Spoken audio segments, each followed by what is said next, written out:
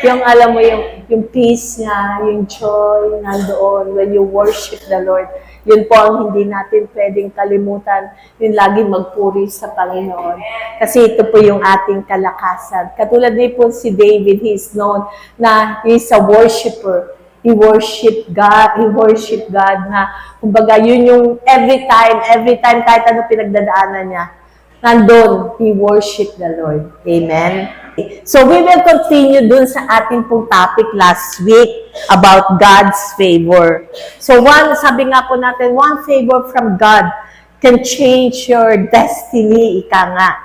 Katulad po ng life nila Ruth, di ba? Yung life ni Ruth, when nagkaroon siya ng favor kay Boaz, si Joseph, dun sa Pharaoh, nakita natin yung nabago yung buhay nila. Katulad ni Esther, na siya yung ginamit ng Panginoon dahil nagkaroon siya ng favor from the king. So, favor is the grace unmerited. Sabi nga, favor is grace, the unmerited favor from God. Sa Greek nga po is charis, grace and favor. So to be favored is to be given unusual kindness, unusual acceptance, and unusual access.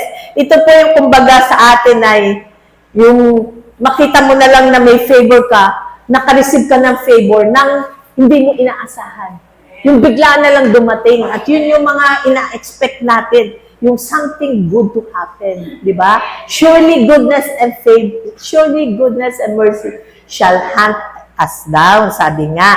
So yung kumbaga, yun yung mga blessings na dumanating na hindi natin inaasahan. And sabi nga, we get what we don't deserve dahil sa pagmamahal ng Panginoon sa atin. At pinakita ito sa buhay ni Jesus. Sabi nga po sa Luke 2:52, and Jesus increased in wisdom and stature and in favor with God and man. So, something in Christ that attracted people sa Kanya. Di ba yung hinahanap siya talaga? Because something is in Him. At yun nga po yung because the favor of God ay nasa Kanya.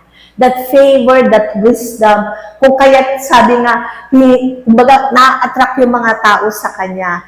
At bakit? Paano nga po? Katulad nung nakita natin, di ba yung aral natin, yung Matthew, kung saan Jesus was baptized sa Jordan River, at the heaven opened, and he saw the Spirit of God descending like a dove and lighting upon him. And to a voice from heaven saying, "This is my beloved Son, in whom I am well pleased." So yun po yung sinabi ng Ama sa Kanya. He called Jesus His beloved Son. So ano nga bang ibig sabihin nitong beloved na to? So ito pong beloved ay, sabi nga po, ang ibig sabihin ng beloved ay, okay, in Hebrew, I am for my beloved, and my beloved is for me. Nakikita yan sa song.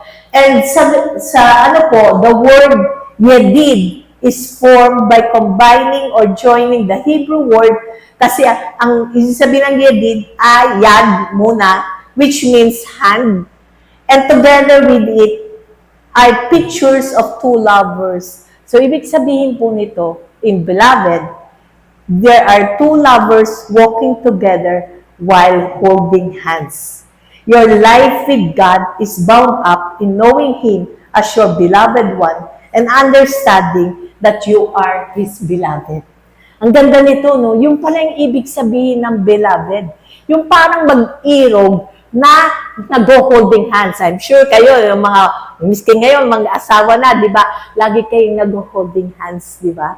Yun yung ibig sabihin ng beloved. Kung kaya't nung tinawag niya ang Panginoong Heso Kristo as His beloved, ganun po katindi ang kanilang pagsasama. The same thing sa atin. We are now God's beloved. Ang ibig sabihin, di ba, yung someone na merong humahawak sa kamay mo gives you strength. Di ba? Katulad nga po nung, alam niyo yung time na, kumbaga, nung si Jesus, nung after nitong baptism niya, ay nagpunta siya sa wilderness. Ang unang ginawa ng kaaway, dun sa, if you are the son, sabing ganyan, tinanggal yung beloved. Yung word na beloved, malaki ang tindi nun. At dahil alam niya na siya ang beloved, yun yung tinatanggal ng kaaway, yung parang feeling mo na mahal ka ng Panginoon. At yun yung, kumbaga, because dahil si Jesus alam niya siya ang beloved, hindi siya na-tempt, sabi nga dito, hindi na-overcome niya yung sa wilderness, yung temptation, because he knew he is the beloved Son. Katulad din natin, we are the beloved Son of God. Nung tinanggap natin ang Panginoong Hesukristo bilang ating Diyos, beloved tayo. Yung someone that will hold us. Kahit nadapa ka, andon, itataas ka niya. The same thing kung yung yung pa ako, yung gano'n ang aking buto. Wait, itong pa ako, yung someone to hold you, yung kailangan may umahawak sa'yo.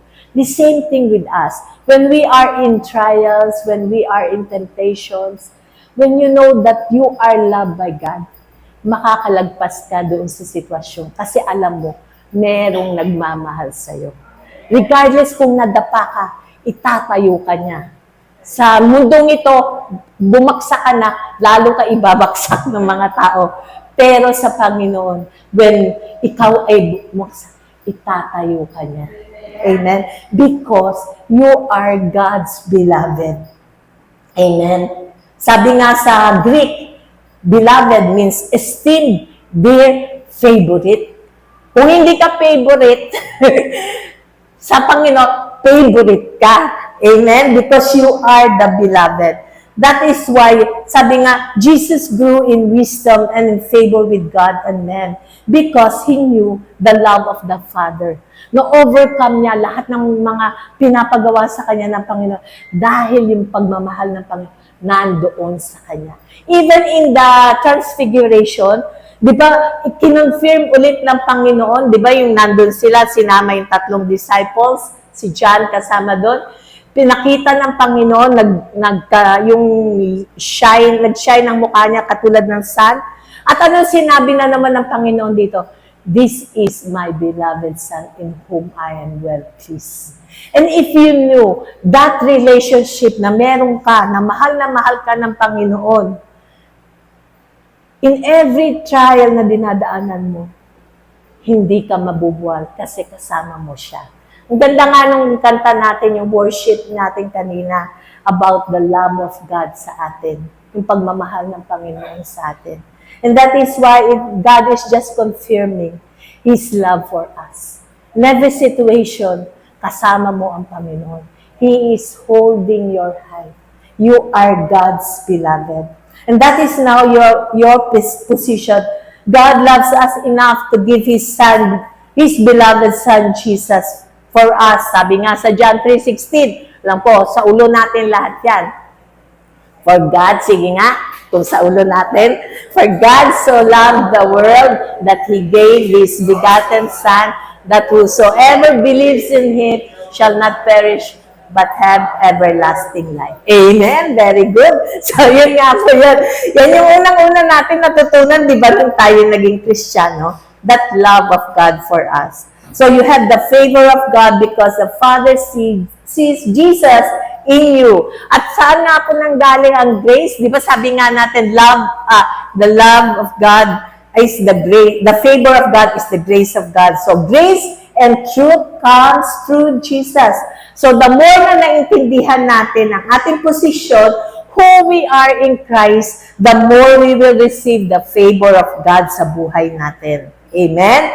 So, ito nga po yung verse that says how close we are. In John 14:20-21, on that day you will realize that I am in the Father, and you are in me, and I am in you. Whoever has my commands and keep them is the one who loves me. The one who loves me will be loved by my Father, and I too will love them and show myself to them. Those who hold on my word, sabi nga, those who hold, the one who loves me will be those who keep my commands, then is the one who loves me. So, anong sinasabi po dito? That the more we hold on to the Word of God and meditate on the Word of God, the more the love of God, the more He can show His love to us. Sabi nga, I will show myself to you. Ipapakita niya siya sa buhay mo. Anong ibig sabihin? He will manifest His words sa iyo.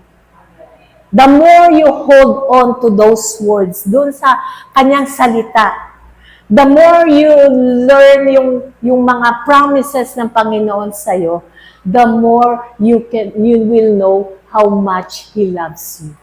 And the more you know He loves you, the more He can show His love sa atin. Sabi nga, He will manifest Himself sa atin. He will show Himself to us. Kung kaya't paghawakan natin ang kanyang salita. The more we see Jesus, the more we possess our inheritance. We are joint heirs with Christ, co-heirs with Christ. Sabi nga ni Jesus, everything has been given to me and I have given unto you. Alam mo, ang ganda nitong verse na to, yung sinabi, pag ito i-meditate ninyo, yung every time nga na it reminds me na kasama natin siya. Sabi di ba ng Panginoon, ako ay nasa Ama at ang Ama ay nasa sa akin. Ngayon, ako ay nasa sa inyo. Amen? You meditate on that. It gives you that power to know na hindi na nandun siya kasama kanya. And when the Spirit of God lives in you, there is freedom. Magkakasunod yan eh. Yan yung laging pinapaalala sa akin ng Panginoon. And sometimes, di ba, yung mga sitwasyon sa buhay natin, nangyayari pa. Di ba sabi ni Lord, napalaya na tayo dito. Pero the more you meditate on this, the more you will see na napalaya ka na nga talaga. Amen? Yung meditation on that word, that the Spirit of the Lord lives within us, and now we have freedom. Kaya kapag yung mga sitwasyon, sabi nga, di ba, naaral natin, ano ba ang nauuna, ang physical o ang spiritual? Di ba, ang spiritual? Everything that was created in this world comes through the Word of God. And the same thing with us. In every situation in our lives, kapag hindi kumukonforme doon sa salita ng Diyos, paghawakan mo ang salita niya, and you declare it. Dahil ang sinasabi ng Panginoon, where the Spirit of the Lord is, there is freedom. Napalaya na tayo doon. Huwag na nating tanggapin yung sakit, yung kalungkutan, yung heartaches. Huwag na natin yun i-meditate dahil napalaya na niya tayo doon. Amen? Whatever yung past natin that holds us down, wag mo nang alalahanin mo. Kasi sasabihin ng di ba nangyari na yan? O umuulit na naman. Hindi. Pinalaya na ako ng Panginoon at hindi yan ang plano ng Panginoon sa buhay ko. Amen? He wants me to prosper. He wants me to be blessed. He wants me to become healthy. Amen? So ito po yung sinasabi nga the favor of the Lord ay nasa sa atin. The 4 facts to appreciate favor. First is God is above the sphere of time. Di ba? Yung mga, kumbaga, di ba meron tayong mga, yung katulad ng pinakita dito, sabi sa 2 Peter 3:8, that with the Lord, one day is 1,000 years and 1,000 years as one day. Yung kumbaga, yung mga maling nangyari, nagawa natin, na nakaraan, yung sinasayang yung mga, sabi, di ba meron yung mga, nasayang lang ang aking mga ginawa doon. Yung mga ganong tipo. Pero anong sinasabi ng Panginoon?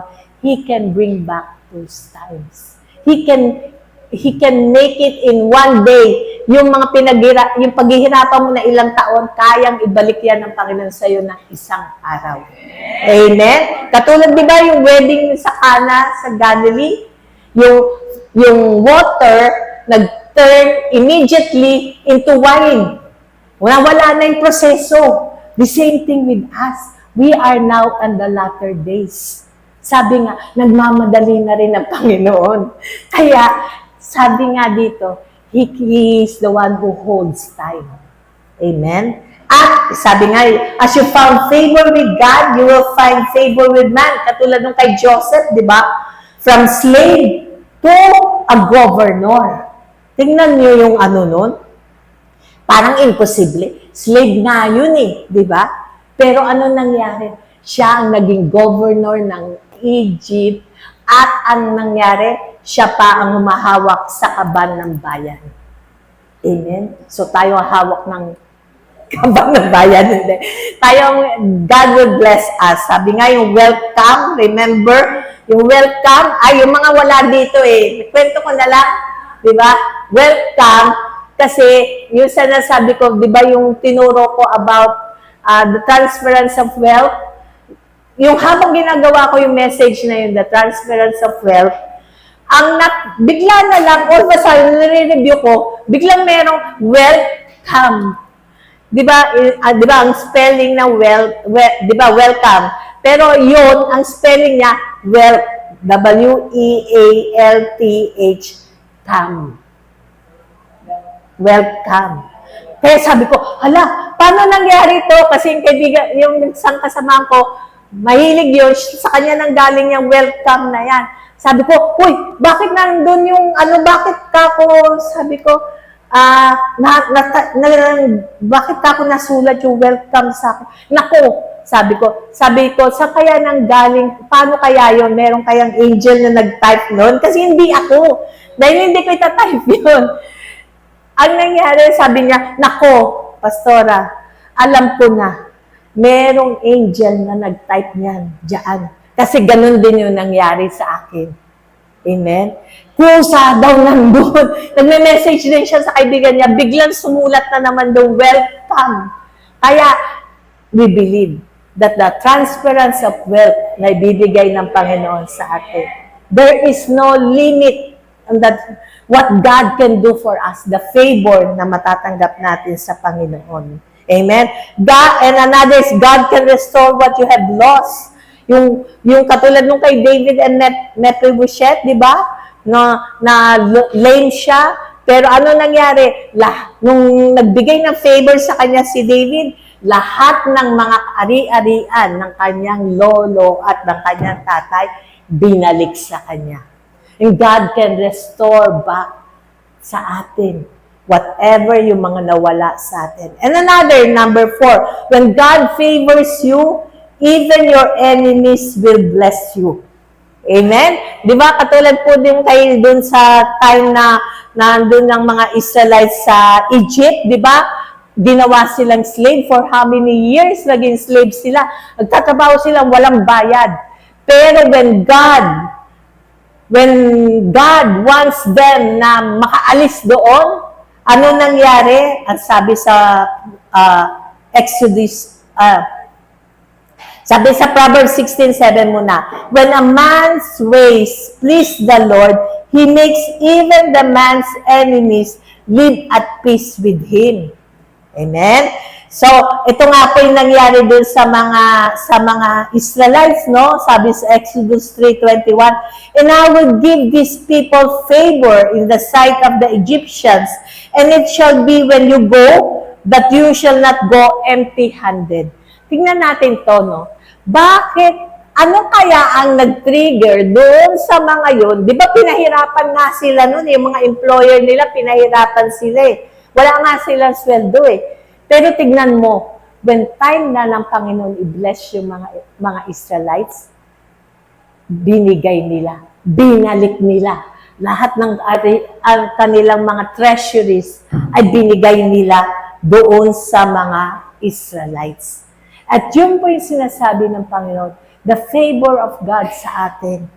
Even the wealth of the wicked is laid up for the righteous. So, huwag tayong nainggit dun sa mga mayayaman na wicked kasi God can turn it around at ibabalik sa atin. Amen? So, sabi nga, latter days there will be wealth transference from the wicked to the righteous. So, how can we increase in the favor of God? Ayan. So, the more you know the love of God, the more you can receive God's favor. Sabi nga po sa 1 John 4:10, this is real love, not that we love God, but that He loved us and sent His Son as a sacrifice to take away our sins. Dito, pinapakita the greatest love ng Panginoon sa atin. Nung tayo ay makasalanan pa, binigay niya ang kanyang bugtong na anak para sa atin.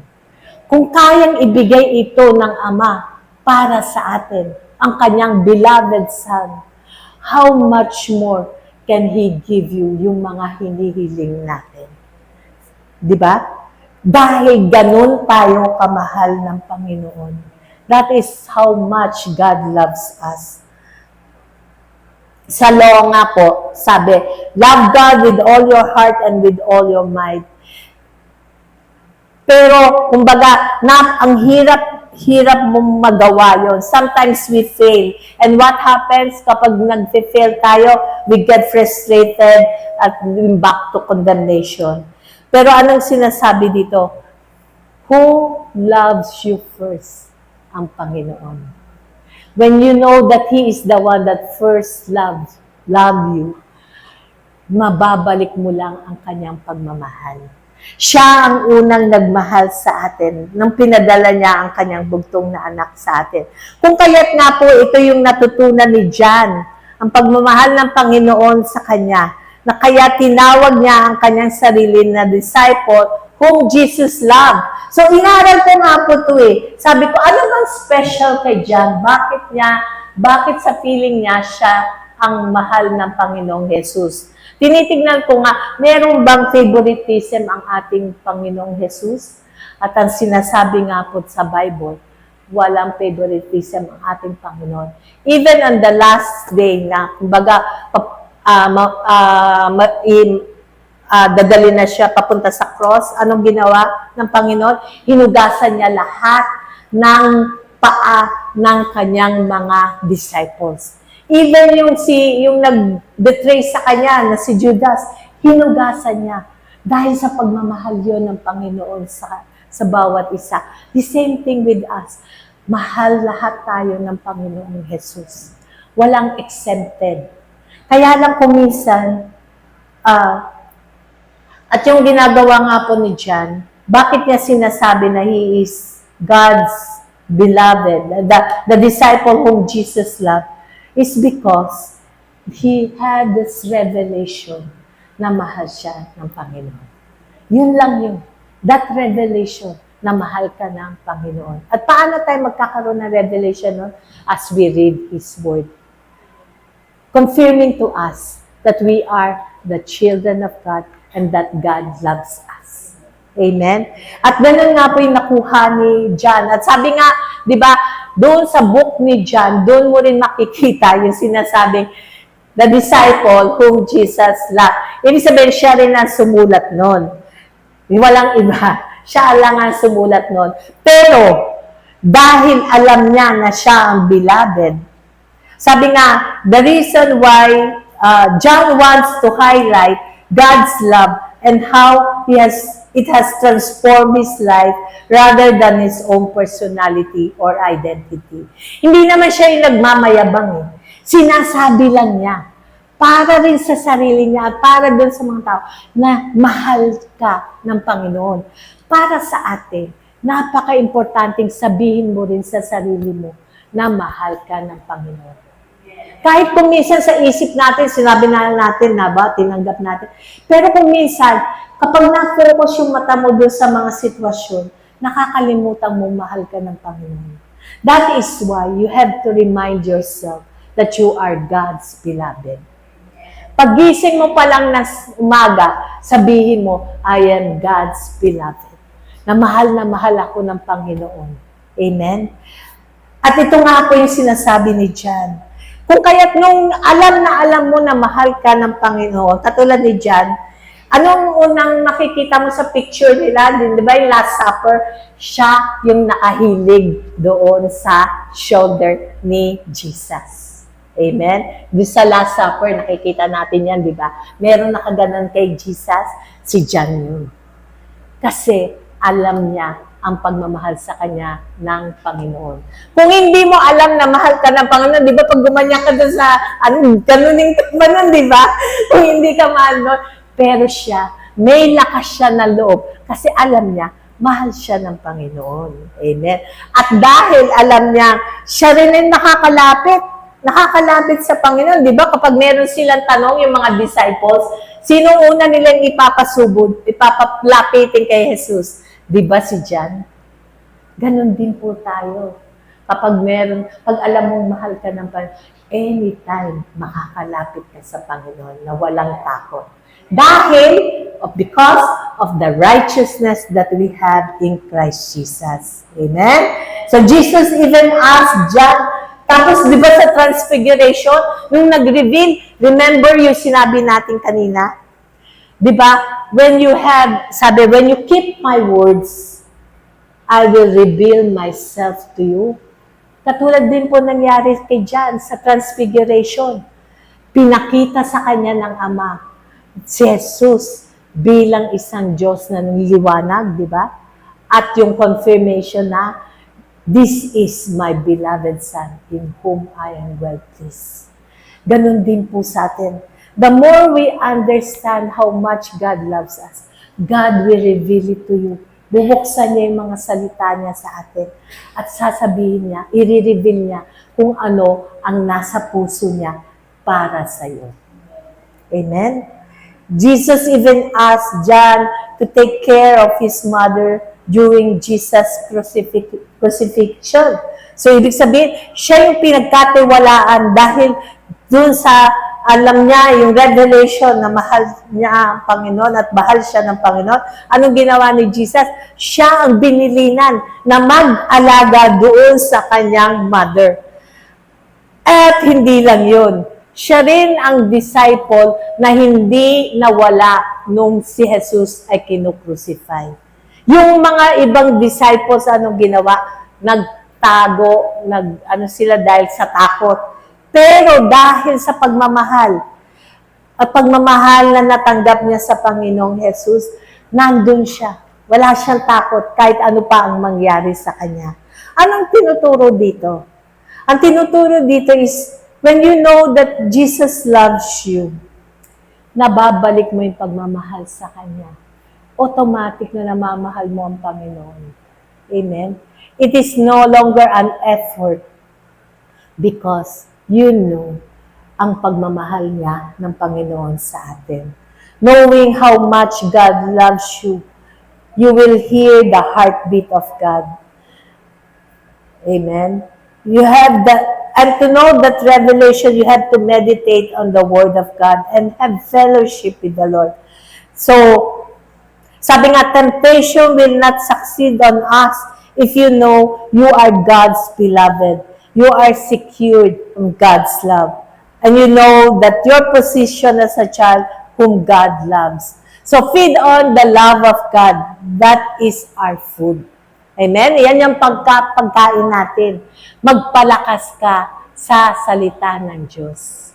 And sabi nga, di ba yung verse na paulit-ulit sinasabi sa atin ng Panginoon?